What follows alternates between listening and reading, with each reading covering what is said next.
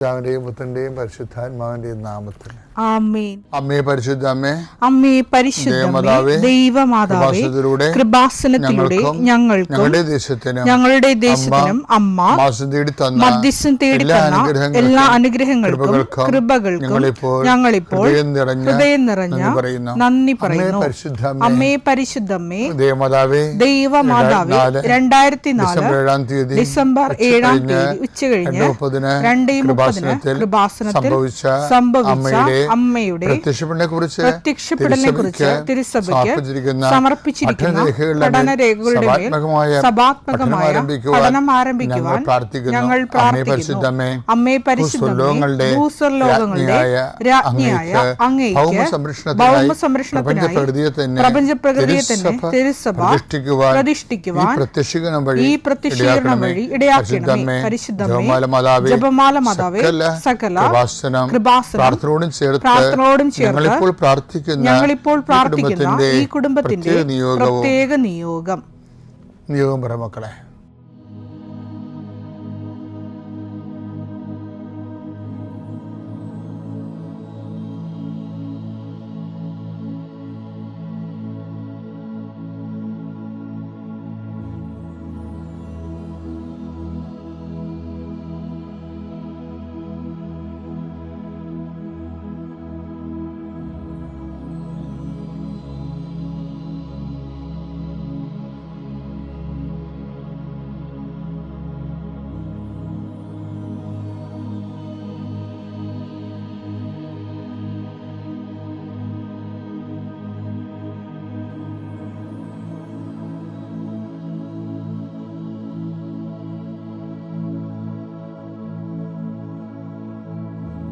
അമ്മയുടെ പ്രത്യക്ഷീകരണത്തിന്റെ ഈ അനുഗ്രഹവേളയിൽ ഞങ്ങൾക്ക് സാധിച്ചു തരുവാൻ കനിയണമേ.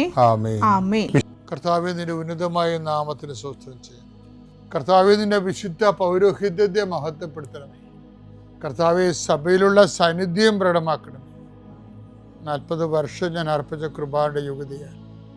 കൃപാസ്ഥാനത്താറെ ജീവനോടെ പ്രത്യക്ഷപ്പെട്ട മാതാവിന്റെ മാധ്യസ്ഥ രോഗികൾ, പീഡിതരെ, മാനസിക സങ്കടം അനുഭവിക്കുന്നവർ, ഡിപ്രഷൻ അനുഭവിക്കുന്നവർ, മരുന്ന് കഴിച്ചിട്ട് ഉറക്കം മൂടുകയും ശരീരം തൂക്കം വെക്കുകയും ചെയ്യുന്നതല്ലാതെ പ്രത്യേകിച്ച് പ്രയോജനമൊന്നും ഇല്ലാതെ ഡിപ്രഷൻ കൊണ്ട് വേദനിച്ച് ജീവിക്കുന്ന ആൾക്കാർ, കർത്താവേ, നീ അവരെ തൊടണമെന്ന് പ്രാർത്ഥിക്കുന്നു. ഓട്ടിസം കുഞ്ഞുങ്ങളെ, ഹൈപ്പർ ആക്ടിവിറ്റി കുഞ്ഞുങ്ങൾ, അവിടെ മാതാപിതാക്കന്മാരെ മനസ്സ് കെട്ടുപോയവർ, തകർച്ച സങ്കടം കൊണ്ട് അവർക്ക് ജീവിക്കാൻ പറ്റാത്തവർ, ജീവിക്കാൻ വേണ്ടി ജീവിതത്തോട് മൽപ്പിടുത്തം നടത്തുന്നവർ, മരുന്ന് കഴിച്ചിട്ടും രോഗം സുഖമാക്കാതെയും രോഗം പൊറുക്കാതെയും ഇരിക്കുന്നവർ, എൻ്റെ കർത്താവിന് ഉന്നതമായ നാമത്തിൽ, സഭയുടെ അധികാരത്തിൽ, കുരിശിൻ്റെ അടയാളത്തിൽ, ദൈവശക്തിയാൽ നിങ്ങൾക്ക് ദൈവസന്ധിപ്പും സൗഖ്യം ലഭിക്കട്ടെ. പിതാവും പുത്രനും പരിശുദ്ധാത്മാവുമായ സർവ്വേശ്വരാ. വിശ്വാസ പ്രമാണം. സർവശക്തനായ പിതാവും ആകാശത്തിന്റെയും ഭൂമിയുടെയും സൃഷ്ടാവുമായ ദൈവത്തിൽ ഞാൻ വിശ്വസിക്കുന്നു. അവിടുത്തെ ഏകപുത്രനും ഞങ്ങളുടെ കർത്താവുമായ ഈശോമിശിഹായിലും ഞാൻ വിശ്വസിക്കുന്നു. ഈ പുത്രൻ പരിശുദ്ധാത്മാവിനാൽ ഗർഭസ്ഥനായി കന്യകാമറിയത്തിൽ നിന്ന് പിറന്ന് പൊന്തിയോസ് പീലാത്തോസിന്റെ കാലത്ത് പീഡകൾ സഹിച്ച് കുരിശിൽ തറയ്ക്കപ്പെട്ട് മരിച്ച് അടക്കപ്പെട്ട് പാതാളങ്ങളിൽ ഇറങ്ങി മരിച്ചവരുടെ ഇടയിൽ നിന്ന് 3-ാം നാൾ ഉയർത്ത് സ്വർഗത്തിലേക്ക് എഴുന്നള്ളി സർവശക്തിയുള്ള പിതാവായ ദൈവത്തിന്റെ വലതുഭാഗത്തിരിക്കുന്നു. അവിടെ നിന്ന് ജീവിക്കുന്നവരെയും മരിച്ചവരെയും വിധിക്കുവാൻ വരുമെന്നും ഞാൻ വിശ്വസിക്കുന്നു. പരിശുദ്ധാത്മാവിലും ഞാൻ വിശ്വസിക്കുന്നു. വിശുദ്ധ കത്തോലിക്കാ സഭയിലും പുണ്യവാന്മാരുടെ ഐക്യത്തിലും പാപങ്ങളുടെ മോചനത്തിലും ശരീരത്തിന്റെ ഉയർപ്പിലും നിത്യമായ ജീവിതത്തിലും ഞാൻ വിശ്വസിക്കുന്നു. ആമേൻ. സുഖസ്ഥനായ ഞങ്ങളുടെ പിതാവേ, അങ്ങയുടെ നാമം പൂജിതമാകണമേ. അങ്ങയുടെ രാജ്യം വരണമേ. അങ്ങയുടെ തിരുമനസ് സ്വർഗത്തിലെ പോലെ ഭൂമിയിലും ആകണമേ. അന്നു വേണ്ടുന്ന ആഹാരം ഇന്ന് ഞങ്ങൾക്ക് തരണമേ. ഞങ്ങളോട് തെറ്റ് ചെയ്യുന്നവരോട് ഞങ്ങൾ ക്ഷമിക്കുന്നത് പോലെ ഞങ്ങളുടെ തെറ്റുകൾ ഞങ്ങളോടും ക്ഷമിക്കണമേ. ഞങ്ങളെ പ്രലോഭനത്തിൽ ഉൾപ്പെടുത്തരുതേ, തിന്മയിൽ ഞങ്ങൾ രക്ഷിക്കണമേ. ആമേൻ. നന്മ നിറഞ്ഞ മറിയമേ, സ്വസ്തി. കർത്താവ് അങ്ങയുടെ കൂടെ സ്ത്രീകളിൽ അങ്ങ് അനുഗ്രഹിക്കപ്പെട്ടവളാകുന്നു. അങ്ങയുടെ ഉദരത്തിൻ ഫലമായി ഈശോ അനുഗ്രഹിക്കപ്പെട്ടവനാകുന്നു. പരിശുദ്ധ മറിയമേ, തമ്പുരാന്റെ അമ്മേ, പാപികളായ ഞങ്ങൾക്ക് വേണ്ടി ഇപ്പോഴും ഞങ്ങളുടെ മരണസമയത്തും തമ്പുരാനോട് അപേക്ഷിക്കണമേ. ആമേൻ. എൻ്റെ പ്രിയപ്പെട്ടവരെ, ഞാൻ ഇന്നലെ പറഞ്ഞല്ലേ, ഇന്നലെ നമ്മൾ കണ്ടത് അറിവിൻ്റെ വരവാണ്. ഇന്ന് നമ്മൾ കാണാൻ പോണത് ജ്ഞാനമാണ്. ജ്ഞാനം, അതായത് യാക്കോബ് 1:5, നിങ്ങളിൽ ജ്ഞാനം കുറവുള്ളവൻ ദൈവത്തോട് ചോദിക്കട്ടെ. പുതിയ വാല് തോന്നിട്ടിങ്ങനെ കണ്ട യാക്കോബിന് പഠിത്ത് ജ്ഞാനം കുറവായിരുന്നേ. പുള്ളിക്കാരൻ അനുഭവത്തിലൂടെ പഠിച്ചതാണത്. പുള്ളിക്കാരനല്ലേ യോഹന്നാൻ്റെ കൂടെ മറ്റേ സമരക്കാരൻ്റെ കൂടെ പോയി അവർ വടിവാളെടുത്ത് ആകപ്പാടെ കശാകുളമായി കർത്താവിൻ്റെ അടുത്ത് വന്ന് ആ ഭൂമി ആകാശം നഗ്നി ഇറങ്ങി അവർ നശിപ്പിക്കാൻ ഞങ്ങൾ കൽപ്പിക്കേണ്ടത് ചോദിക്കുമ്പോൾ വാട്ട് സ്പിരിറ്റ് യു ഹാവ് എന്ന് കർത്താവ് ചോദിക്കും. എന്ത് അരൂപിയാണ് നിങ്ങൾക്ക് ഉള്ളതെന്ന് നിങ്ങൾക്ക് അറിയത്തില്ലെന്ന്. അപ്പോൾ വേറെ അരൂപിയായിരുന്നു.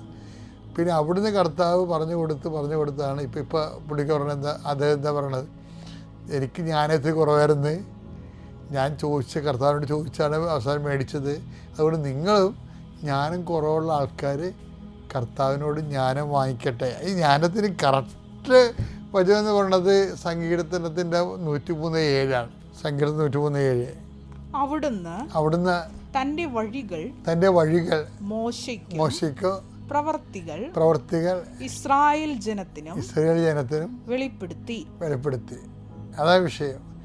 വഴികൾ മോശയ്ക്കും, അതായത് ജ്ഞാനം മോശയ്ക്കും, പ്രവർത്തികൾ അറിവ് ഇസ്രായേൽ ജനത്തിനുമാണ്.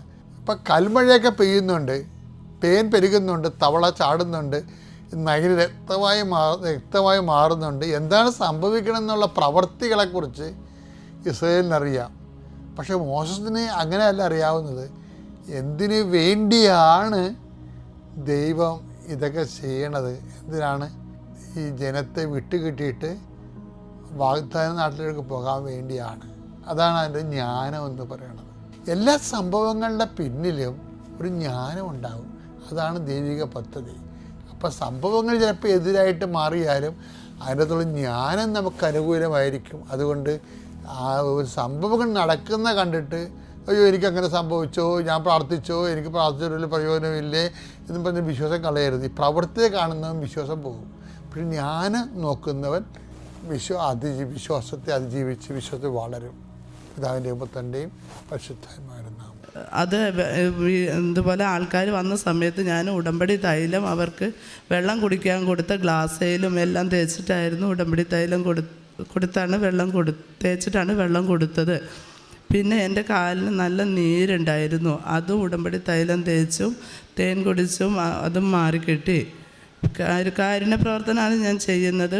പാലിയേറ്റീവിൻ്റെ വണ്ടിയിൽ വെള്ളിയാഴ്ചകളിൽ പോകും. പിന്നെ പ്രേക്ഷിത പ്രവർത്തനം, പത്രം, ബസ് സ്റ്റാൻഡുകളിൽ, ഓട്ടോ സ്റ്റാൻഡിൽ എല്ലാം പത്രം കൊണ്ട് കൊടുക്കും. പിന്നെ അവിടെ അടുത്ത് ഒരു അച്ഛൻ വയ്യാതിരിപ്പുണ്ടായിരുന്നു. ആ അച്ഛന് ഞാനിതേപോലെ ഫുഡൊക്കെ ഉണ്ടാക്കി കൊണ്ട് കൊടുക്കും. ഇടയ്ക്കൊക്കെ അച്ഛനെ പോയി കാണും, നഖം വെട്ടി കൊടുക്കും, എല്ലാ കാര്യങ്ങളും ചെയ്യും. പിന്നെ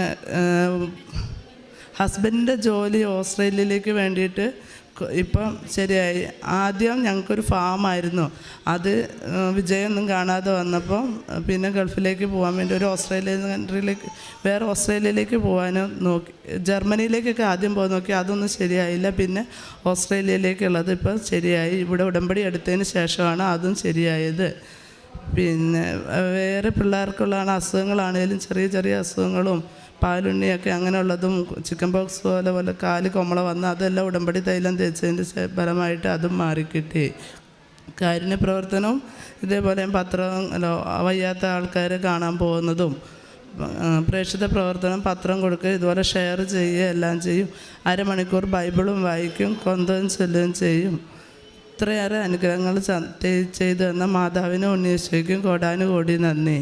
അമ്മ മാതാവിനും തുലുക്കുമാരനും 1000 നന്ദി. എൻ്റെ പേര് സാജൻ അബ്രഹാം. ഞാൻ കോഴിക്കോട് ജില്ലയിലെ വിലങ്ങാട് ഇടവകയിൽ നിന്ന് വരുന്നു. ഞാൻ 2017 മുതൽ എനിക്ക് രക്തത്തിൽ റൊമറ്റോയ്ഡ് ആർത്രൈറ്റിസിൻ്റെ രോഗമുണ്ടായിരുന്നു. 2021 ആയപ്പോഴത്തേക്കും ആ രോഗം എനിക്ക് കലശലായി. ചികിത്സ കൊണ്ടൊന്നും മാറാതെ വന്നു. അപ്പോൾ 2022 എൻ്റെ അമ്മ എന്നോട് പറഞ്ഞു, എല്ലാവരും കൃപാസനത്തിൽ പോയിട്ട് പ്രാർത്ഥിക്കുന്നുണ്ട്, നിൻ്റെ രോഗം മാറാൻ വേണ്ടി നീ കൃപാസനത്തിൽ പോയെന്ന് പ്രാർത്ഥിക്കാൻ പറഞ്ഞു. അങ്ങനെ ഞാൻ കുറച്ച് ദിവസങ്ങളൊക്കെ ആലോചിച്ച് കഴിഞ്ഞപ്പോൾ കൃപാസനത്തിൽ വന്ന് പ്രാർത്ഥിക്കാമെന്ന് തീരുമാനിച്ചു. 2022 സെപ്റ്റംബർ 28 ഞാൻ കൃപാസനത്തിൽ വന്ന് എൻ്റെ രോഗത്തിന് വേണ്ടിയിട്ട് ഞാൻ ഉടമ്പടി എടുത്ത് പ്രാർത്ഥിക്കാൻ തുടങ്ങി. 2022 സെപ്റ്റംബർ 22 പ്രാർത്ഥന തുടങ്ങി. എനിക്ക് വലിയ കുഴപ്പങ്ങളുണ്ടായില്ല. എൻ്റെ ദേഹത്തെ വേദനകളും ശരീരത്തെ നീരുകളൊക്കെ വലിഞ്ഞു തുടങ്ങി. പക്ഷേ ആ വർഷം തന്നെ നവംബർ മാസം ലാസ്റ്റ് ആയപ്പോഴത്തേക്കും വീണ്ടും എൻ്റെ പുറത്തു നിന്ന് കലശലായ വേദന അനുഭവപ്പെട്ടു തുടങ്ങി. അപ്പോൾ ഞാൻ തൊട്ടടുത്തുള്ള ഒരു ഡോക്ടറെ അടുത്ത് കൊണ്ടുപോയി കാണിച്ചപ്പോൾ ഡോക്ടർ എന്നോട് പറഞ്ഞു എല്ല് തേയ്മാനമാണെന്ന് പറഞ്ഞു. അപ്പോൾ എനിക്ക് എന്താണെന്നുള്ളത് കുറിച്ച് മനസ്സിലാകുന്നില്ല. ഞാൻ കൃപാസനം മാതാവിൻ്റെ തൈലവും ഉപ്പും തേനും ഒക്കെ സ്ഥിരമായി ഉപയോഗിക്കുന്നുണ്ടായിരുന്നു. വിശ്വാസ പ്രമാണം ചൊല്ലി എൻ്റെ രോഗമുള്ള ഭാഗങ്ങളിലൊക്കെ ഞാൻ പുരട്ടുകയൊക്കെ ചെയ്യുന്നുണ്ടായിരുന്നു. എന്നിട്ട് ഡോക്ടറെ അടുത്ത് പറഞ്ഞു എന്താ രോഗം എന്നുള്ളത് മനസ്സിലാകുന്നില്ല, എല്ല് തേയ്മാനമാണെന്ന് പറഞ്ഞു. അങ്ങനെ 1 മാസത്തോളം രാത്രികളിൽ ഞാൻ ഉറങ്ങാണ്ടിരുന്നു എൻ്റെ പുറത്തെ വേദനകൾ കൊണ്ട്. കൃപാസനം മാതാവിനോട് പ്രാർത്ഥിപ്പിക്കുമ്പോൾ മാത്രം കുറച്ച് കുറവ് കിട്ടും. ആ സമയത്ത് തൈലമൊക്കെ ഞാൻ പുറത്ത് പുരട്ടി വെളുപ്പിനെ 3 മണിയൊക്കെ ആകുമ്പോൾ ഒരു 2 മണിക്കൂറൊക്കെ നേരത്തേക്കൊക്കെ ഉറങ്ങും. 1 മാസത്തോളം ഞാൻ ഉറങ്ങാണ്ട് ജീവിച്ച വ്യക്തിയാണ്. അതിനുശേഷം ഞാൻ ക്രിസ്മസ് കഴിഞ്ഞു. 26 ഡോക്ടറെ കാണിക്കാൻ വേണ്ടി തീരുമാനിച്ചു. അന്നേരം എനിക്ക് കുറച്ച് വേദന കുറഞ്ഞു. 27 ആവുമ്പോൾ വീണ്ടും കലശലായ വേദന അനുഭവപ്പെട്ടു തുടങ്ങി. അങ്ങനെ ഞാൻ കോഴിക്കോട് സിറ്റിയിലെ ഒരു വലിയ ഹോസ്പിറ്റലിലെത്തി. അവിടെ എത്തിക്കഴിഞ്ഞപ്പോൾ ഒരു ഓർത്തോ സ്പെഷ്യലിസ്റ്റ് എന്നോട് പറഞ്ഞു പുറത്ത് കാൽസ്യം അടിഞ്ഞതാണ്, കുറച്ച് ഗുളികകൾ തന്നിട്ട് എന്നെ മടക്കി വീട്ടിലേക്ക് അയച്ചു. അന്ന് രാത്രി ഞാൻ വീട്ടിലെത്തിയപ്പോഴത്തേക്കും എൻ്റെ വലത് കാലിൻ്റെ ചലനം പോയി തുടങ്ങിയിരുന്നു. എനിക്ക് നടക്കാൻ പറ്റാത്ത ഒരവസ്ഥയിലേക്ക് ഞാൻ വന്നു തുടങ്ങി. പുറത്ത് അതിശക്തമായ വേദനയും അനുഭവപ്പെട്ടു തുടങ്ങി. പിറ്റേ ദിവസം രാവിലെ തന്നെ എൻ്റെ വീട്ടിൽ നിന്നും ഞങ്ങളെല്ലാവരും കൂടി ഹോസ്പിറ്റലിലേക്ക് പുറപ്പെട്ടു. ഹോസ്പിറ്റലിലെത്തി. അവിടെ എത്തിയപ്പോൾ ഡോക്ടർ പറഞ്ഞു എന്താണെങ്കിലും നമുക്കൊരു സ്കാൻ ചെയ്ത് നോക്കാം. സ്കാൻ ചെയ്ത് നോക്കിയതിന് ശേഷം എന്താണെന്നുള്ളത് ഞാൻ പറയാമെന്ന് പറഞ്ഞു. ഡോക്ടർ എന്നെ സ്കാൻ ചെയ്തു. സ്കാൻ ചെയ്തതിന് ശേഷം ഡോക്ടർ പറഞ്ഞു വ്യക്തമായിട്ടൊന്നും മനസ്സിലാകുന്നില്ല, പുറത്തൊരു മുഴ കാണുന്നുണ്ട്, ഞാനതുകൊണ്ട് ഓപ്പറേറ്റ് ചെയ്ത് നോക്കാം, ഓപ്പറേറ്റ് ചെയ്തതിന് ശേഷം എന്താണെന്നുള്ളത് വ്യക്തമായിട്ട് പറയാമെന്ന് പറഞ്ഞു. ഡോക്ടർ ഓപ്പറേഷൻ ചെയ്തതിന് ശേഷം ഡോക്ടർ ഓൺ ദ ടേബിളിൽ വെച്ച് തന്നെ എനിക്ക് ലിൻഫോമയാണെന്ന് സ്ഥിരീകരിച്ചു. അതിനുശേഷം ഡോക്ടർ എന്നോട് പറഞ്ഞു ഭയപ്പെടേണ്ട ആവശ്യമൊന്നുമില്ല, നിങ്ങൾ ദൈവത്തോട് പ്രാർത്ഥിക്കുന്ന ആളുകളല്ലേ, നിങ്ങൾ നല്ല വിശ്വാസത്തോടു കൂടി പ്രാർത്ഥിച്ചാൽ മതി, നമുക്കിതൊക്കെ മാറിക്കിട്ടുന്നതേ ഉള്ളൂ എന്ന് പറഞ്ഞു.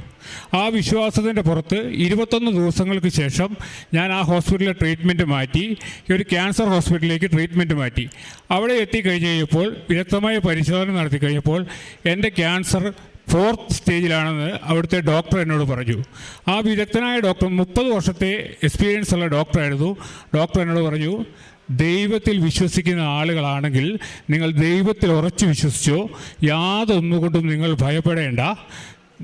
ആ സമയത്തൊക്കെ ഞങ്ങൾ കൃപാസനം മാതാവിനോട് പ്രാർത്ഥിക്കുകയും കൃപാസനം മാതാവിൻ്റെ ഭക്തവസ്തുക്കളായ തൈലവും തേനും ഉപ്പും ഒക്കെ കഴിക്കുന്നുണ്ടായിരുന്നു. അതിനുശേഷം എൻ്റെ കാലിൻ്റെ ചലനമറ്റതിന് ശേഷം എൻ്റെ ഭാര്യ എന്നോട് പറഞ്ഞു ഒരു പാത്രത്തിൽ കുറച്ച് വെള്ളം ചൂടാക്കി അതിൽ കൃപാസനം മാതാവിൻ്റെ ഉപ്പിട്ട് തരാം, ഈ കാല് അതിൽ മുക്കി വയ്ക്ക്, നമ്മുടെ കാല് പൂർണ്ണമായിട്ട് പൂർവ്വസ്ഥിതിയിലേക്ക് വരും.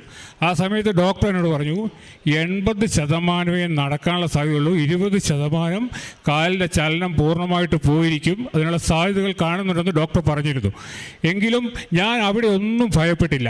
എൻ്റെ കൃപാസനം മാതാവിനെ ഞാൻ മുറുക്കെ പിടിച്ചുകൊണ്ട് പ്രാർത്ഥിച്ചു, എൻ്റെ അമ്മയെ എൻ്റെ കുടുംബത്തിലേക്ക് ഇറങ്ങി വരണമേ, എൻ്റെ 2 ചെറിയ മക്കളെ അനാഥമാക്കരുതേ, എൻ്റെ മാതാപിതാക്കൾക്കൊരു മകനെ നഷ്ടപ്പെടുത്തരുതേ, എൻ്റെ സഹോദരന്മാർക്കൊരു സഹോദരനെ നഷ്ടപ്പെടുത്തരുതേ, എൻ്റെ ഭാര്യയ്ക്കൊരു ഭർത്താവിനെ നഷ്ടപ്പെടുത്തരുതേ എന്ന് ഞാൻ കൃപാസനം മാതാവിനോട് മുട്ടിപ്പായി പ്രാർത്ഥിച്ചു. മാതാവിനോട് പ്രാർത്ഥിച്ചതിൻ്റെ ഫലമായി എൻ്റെ കീമോതെറാപ്പി സ്റ്റാർട്ട് ചെയ്തു. 3ാമത്തെ കീമോതെറാപ്പി കഴിഞ്ഞ് ഡോക്ടർ ടെസ്റ്റ് എടുത്തിട്ട് എന്നോട് പറഞ്ഞു നിങ്ങളോട് അന്ന് ഞാൻ പറഞ്ഞില്ലേ നിങ്ങളൊരു ദൈവവിശ്വാസിയാന്ന്, അതുകൊണ്ട് നിങ്ങൾ ദൈവത്തിൽ ഉറച്ചു വിശ്വസിച്ചുകൊണ്ട് നിങ്ങളുടെ രോഗം കുറഞ്ഞു വരുന്നുണ്ട്. അപ്പോൾ ഞാൻ ഡോക്ടറോട് പറഞ്ഞു എൻ്റെ കഴുത്തേക്ക് നോക്കൂ ഡോക്ടറെ, ഒരു കൊന്ത എടുത്ത് കാണിച്ച് ഞാൻ ഡോക്ടറോട് പറഞ്ഞു, ഇതെൻ്റെ മാതാവാണ്, ഈ മാതാവിനെ ഞാൻ മുറുക്കെ പിടിച്ചിരിക്കുകയാണ്, അതുകൊണ്ടാണ് ഡോക്ടറെ എൻ്റെ രോഗം കുറഞ്ഞത് എന്ന് പറഞ്ഞു. അപ്പോൾ ഡോക്ടർ 2 കാശ് രൂപമുണ്ടായിരുന്നു എൻ്റെ കൊന്തയിൽ. ഒരുപാട് മാതാവുണ്ടല്ലോ എന്ന് പറഞ്ഞു എന്നോട്. ഞാൻ പറഞ്ഞു, ഇല്ല ഡോക്ടറെ, അത് രണ്ടും ഒരു മാതാവാണ്. എൻ്റെ ഇടവും വലവും നിൽക്കാൻ വേണ്ടിയിട്ടാണ് ഞാൻ 2 കാശ് രൂപ ഇട്ടിരിക്കുന്നത്. അതുകൊണ്ട് വീണ്ടും എൻ്റെ ചികിത്സ തുടർന്നു. 3 കീമോതെറാപ്പികൾ കഴിച്ചു. അങ്ങനെ 2023 ജൂൺ 27-ാം തീയതി എൻ്റെ ടെസ്റ്റ് എടുത്തപ്പോൾ എൻ്റെ രോഗം പൂർണ്ണമായി മാറിയിരിക്കുന്നു. അമ്മ മാതാവ് എൻ്റെ രോഗം പൂർണ്ണമായി മാറ്റി തന്നിരിക്കുന്നു. അവിടെ വെച്ച് ഞങ്ങൾ കരഞ്ഞു പ്രാർത്ഥിച്ചു, ഈ കൃപാസനം മാതാവിൻ്റെ ആലയത്തിൽ വന്ന് എൻ്റെ കുടുംബത്തോടൊപ്പം ഞാനിവിടെ വന്ന് എൻ്റെ സാക്ഷ്യം ഇവിടെ പറയുമെന്ന് അന്ന് കൃപാസനം മാതാവിനോട് കരഞ്ഞു പ്രാർത്ഥിച്ചു. ഇന്ന് രാവിലെ ഞാനിവിടെ വന്ന് ഉടമ്പടി എടുത്തു. ഇപ്പോൾ അച്ഛൻ എന്നെ പ്രാർത്ഥിച്ചു. അതിനുശേഷം ഞാനിതാ ഇവിടെ സാക്ഷ്യം പറഞ്ഞിരിക്കുന്നു. അതിനുശേഷം എൻ്റെ ശരീരത്തിലുണ്ടായിരുന്ന കഴല, ലിംഫോമ വരുത്തിയ വസ്തു എൻ്റെ ശരീരത്തിൽ നീക്കം ചെയ്യുവാനായി ഞാൻ 10 ദിവസം വീണ്ടും ആസ്പത്രിയിൽ അഡ്മിറ്റായി. അത് എൻ്റെ ശരീരത്തിൽ നീക്കം ചെയ്തില്ലെങ്കിൽ എൻ്റെ തലച്ചോറിലേക്ക് കയറാനുള്ള സാധ്യതയുണ്ടെന്ന് ഡോക്ടർ പറഞ്ഞു. ഭാരിച്ച ചികിത്സാ ചെലവുകൾക്കിടയിൽ ഞാൻ വീണ്ടും 10 ദിവസം ഹോസ്പിറ്റലിൽ അഡ്മിറ്റായി. ശരീരത്തിൽ ബെഡിൽ നിന്ന് എണീക്കാൻ പറ്റാത്ത അവസ്ഥയിലാണ് ഞാൻ ട്രീറ്റ്മെൻറ്റ് തുടർന്നത്. വേദന കൊണ്ട് 2 കൈയിലും ഇഞ്ചക്ഷൻ ചെയ്തിരിക്കുന്നു. എല്ലാ യൂറിൻ പാസ് വരെ ബെഡിലായിരുന്നു. എൻ്റെ അവസ്ഥ വളരെ ദയനീയമായിരുന്നു. 4ാമത്തെ സ്റ്റേജിൽ നിന്ന് ഞാൻ ഈ ക്യാൻസർ രോഗം എന്നിൽ നിന്ന് മാറ്റിയെടുത്ത അമ്മ മാതാവിന് 1000 നന്ദി ഞാൻ പറയുകയാണ്. കൃപാസനം മാതാവിന് 1000 നന്ദി, 1000 നന്ദി.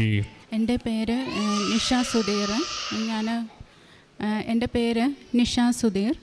ഞാൻ പത്തനംതിട്ട ജില്ലയിലെ കുമ്പനാട്ടിൽ നിന്നാണ് വരുന്നത്. അമ്മ മാതാവും ഈശോപ്പയും എനിക്ക് നൽകിയ അനുഗ്രഹങ്ങളെക്കുറിച്ച് സാക്ഷ്യപ്പെടുത്തുവാനാണ് ഞാൻ വന്നത്. ഈ തിരുസന്നിധിയിൽ നിന്ന് സാക്ഷ്യം പറയുവാൻ ഒരുപാട് ആഗ്രഹിച്ചതാണ്. ഞാൻ ഉടമ്പടി എടുത്തത് 10/7/2023 ഉടമ്പടി എടുക്കാൻ ഒരു കാരണം എന്ന് പറയുന്നത്, എൻ്റെ ഹസ്ബൻഡിൻ്റെ ഫ്രണ്ട്, അദ്ദേഹവും വൈഫും വീട്ടിൽ വന്നപ്പോൾ എൻ്റെ വീട്ടിലെ സാഹചര്യങ്ങളെല്ലാം കണ്ടതിന് ശേഷം എന്നോട് പറഞ്ഞു, നിനക്ക് കൃപാസനത്തിൽ ഒന്ന് പൊയ്ക്കൂടെ എന്ന് ചോദിച്ചു. അപ്പോൾ എനിക്ക് ഡീറ്റെയിൽ ആയിട്ടൊന്നും അറിയില്ല. അപ്പം അതിന് മുമ്പായിട്ട് എൻ്റെ അച്ഛൻ്റെ സഹോദരൻ ഇവിടെ വന്നിരുന്നു. അപ്പോൾ എന്നോട് പറഞ്ഞു, നീ കൃപാസനത്തിലൊന്ന് പോകണം. അപ്പം ഞാൻ സാധാരണ അത് കേട്ടു. കാരണം അവരെല്ലായിടത്തും പോകുന്നതായതുകൊണ്ട് ഞാൻ അതിനെ അങ്ങനെ കണ്ടുള്ളൂ. പിന്നീട് വീണ്ടും മാതാവ് എന്നെ വിളിക്കുന്നത് പോലെ എനിക്ക് തോന്നി. എൻ്റെ ഹസ്ബൻഡിൻ്റെ ഫ്രണ്ട് അവർ വീട്ടിൽ വന്നപ്പോൾ വീണ്ടും എന്നോട് മാതാവിനെക്കുറിച്ച് സംസാരിക്കുന്നു. അപ്പോൾ ഞാൻ പറഞ്ഞു, എനിക്കറിയില്ല, ഇതെവിടാണെന്ന് എനിക്കറിയില്ല. അപ്പോൾ ചേർത്തലയാണ്, അങ്ങനെയാണ് എന്നോട് പറഞ്ഞത്. പിന്നെ എന്നോട് യൂട്യൂബിനകത്ത് ജോസഫ് അച്ഛൻ്റെ ധ്യാനങ്ങൾ, സാക്ഷ്യങ്ങൾ ഇതെല്ലാം എനിക്ക് അയച്ചു തരാൻ തുടങ്ങി. പിന്നെ ആ ചേച്ചി തന്നെ എനിക്കൊരു നീല മെഴുകുതിരി തന്നു. ഇതൊക്കെ നടക്കുന്നത് 2022 അന്ന് എനിക്ക് ആ ഒരു മെഴുകുതിരി തന്നു. പ്രത്യക്ഷീകരണ പ്രാർത്ഥന എനിക്ക് ഫോണിൽ അയച്ചു തന്നു. അന്ന് മുതൽ ഞാൻ 5:30 ആകുമ്പോൾ എണീറ്റിരുന്ന് പ്രാർത്ഥന തുടങ്ങി. മെഴുകുതിരി കത്തിച്ച് വെച്ച് പ്രത്യക്ഷീകരണ പ്രാർത്ഥന മുടങ്ങാതെ ചൊല്ലിക്കൊണ്ടിരുന്നു. ഒപ്പം കുടുംബത്തിൽ ഒരുപാട് ബുദ്ധിമുട്ടുകൾ അനുഭവിച്ചുകൊണ്ട് ഒരുപാട് മനസമാധാനം ഇല്ലാത്ത ദിവസങ്ങളായിരുന്നു.